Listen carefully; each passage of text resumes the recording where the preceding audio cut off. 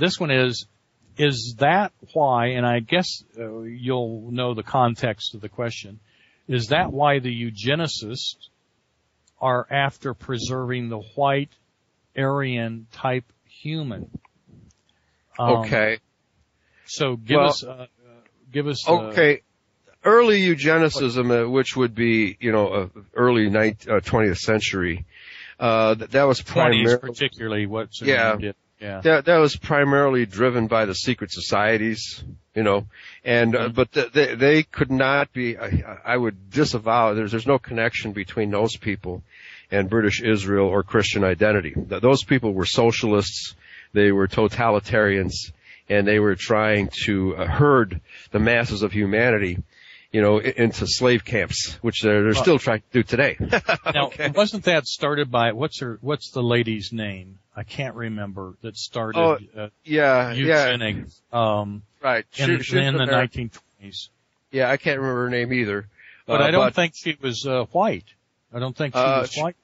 She may not have been. I think a lot of these movements, for example, the Rothschild movement, like the Rhodes scholarships, they pretend to be Anglo-Saxon, they pretend to be Caucasian, but they're really driven economically by the international Jew.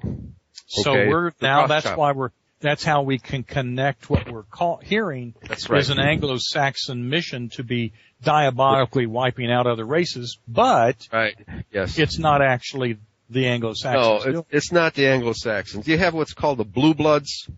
The Blue Bloods would be, the Bush family, the Carey family, the Astors, basically your Eastern liberal establishment, of very rich Anglo-Saxons. They are Anglo-Saxon, but economically they're tied to the Rothschilds and the international banking mafia.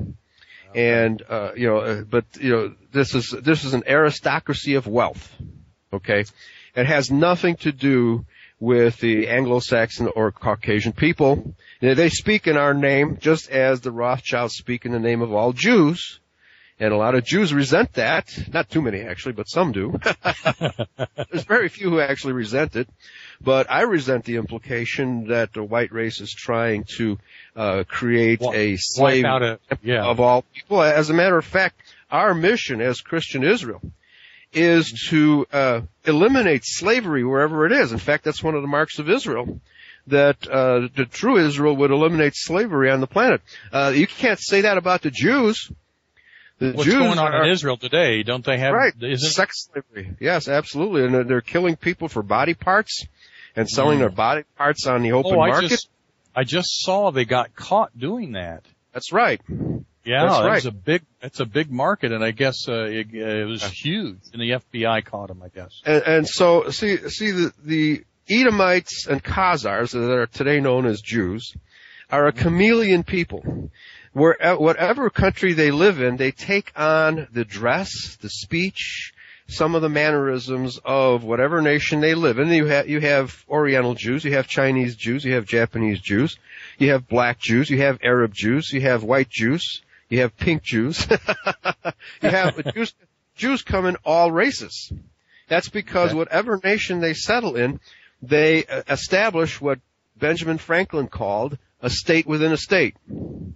Well, while taking on the characteristics of the nations they invade, they still maintain their Jewish identity vis-a-vis the Talmud, which is their true religion, not the Bible. Talmud, the Torah, not the first 5 books even.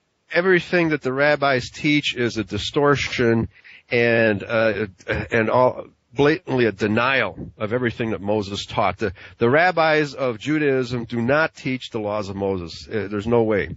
I have a document on my website called the 95 Theses, Theses, Theses Against the Antichrist, in which I show how the Jewish people, especially the rabbis, violate every single law of Moses. Wow. Every single. Wow. They don't keep any of the laws of Moses. They violate every single one. Well, I've got a really fun question that I'll ask you so I don't forget, and then I want you to jump us over the pond and tell us about Canada and the United States, and then of course you can kind of sum it up with all the others, maybe New Zealand or whatever.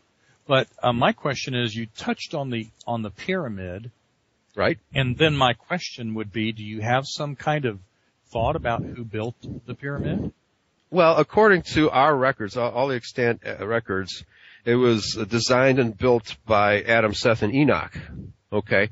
In fact, the priesthood of An, which existed in Enoch during the days of Hamitic Egypt, when the descendants of Ham migrated down to Egypt and set up the Pharaonic Egypt. The first pharaohs were Hamites, okay? And, but before... So explain what a Hamite would be. Oh, Ham, Shem, and Japheth were the three sons of Noah, okay? The Japhethites migrated north, the Shemites pretty much stayed in Mesopotamia, and the Hamites moved southwest toward Egypt, okay? Mitzrayim, and Sheba, Queen of Sheba, she was a Hamite. Those various nations down, were centered, focused around the Nile River, okay, were settled by the descendants of Ham, okay? So why would they look so different than maybe the ones around Mesopotamia? In those days, they didn't. In those days, if you look at the pharaohs, the mummies of the pharaohs, you have red hair, blue eyes, blonde hair, brown eyes. Pharaonic Egypt, they were white people, as I said at the very beginning.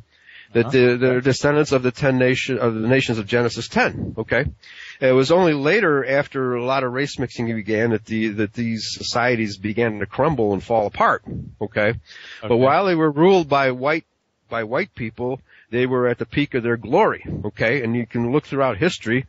Portugal and Spain were at the peak of their glory when they were white. When they began race mixing, they fell apart. Okay? Same thing is happening to Europe today. Same thing is happening to America. It's already happened to South Africa and Zimbabwe. Okay?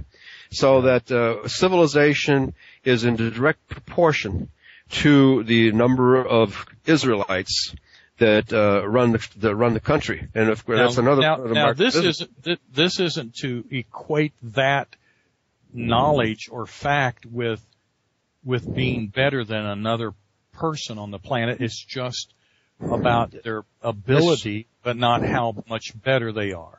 It's just being ourselves. We have a mandate in the Bible that says to go out and civilize the world.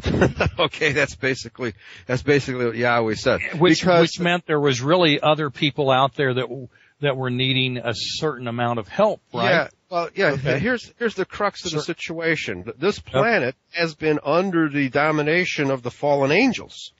Yeah, okay? That's great. Let's get into that. Go ahead. Okay. Well, heck, I want to finish up the Canada, United States thing, but then let's get into all of that. Okay. Go ahead. All right. So the America and Canada are primarily the tribes of Ephraim and Manasseh. Okay.